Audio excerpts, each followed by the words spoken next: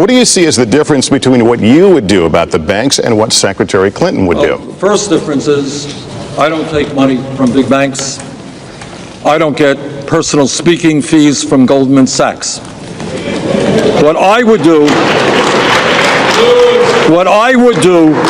is understand that when you have 3 out of the 4 largest banks today bigger than they were when we bailed them out because they were too big to fail, when you have the 6 largest financial institutions having assets of 60% of the GDP of America, it is very clear to me what you have to do.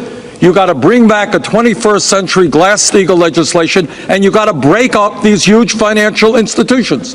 They have too much economic power, and they have too much financial power over our entire economy. If Teddy Roosevelt were alive today, the old Republican trust buster, what he would say is, these guys are too powerful, break them up. I believe that's what the American people want to see. That's my view. Secretary Clinton, help the voter understand the daylight between the two of you here.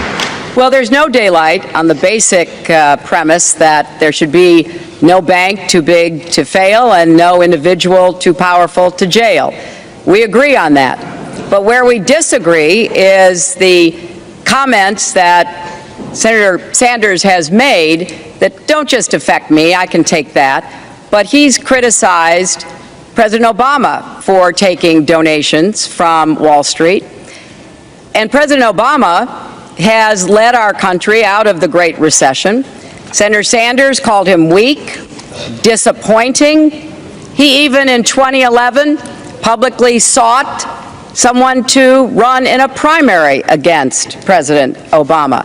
Now, I personally believe that President Obama's work to push through the Dodd-Frank bill and then to sign it was one of the most important regulatory schemes we've had since the 1930s. So I'm going to defend Dodd-Frank, and I'm going to defend President Obama for taking on Wall Street, taking on the financial industry, and getting results. Senator Sanders, a response. Set the record right.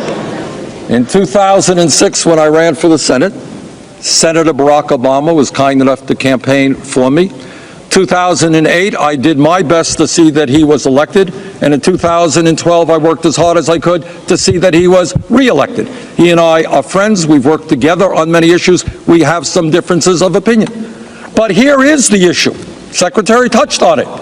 Can you really reform Wall Street when they are spending millions and millions of dollars on campaign contributions, and when they are providing speaker fees to individuals? So it's easy to say, well, I'm going to do this and do that. But I have doubts when people receive huge amounts of money from Wall Street. I am very proud. I do not have a super PAC. I do not want Wall Street's money. I'll rely on the middle class and working families for my campaign contributions.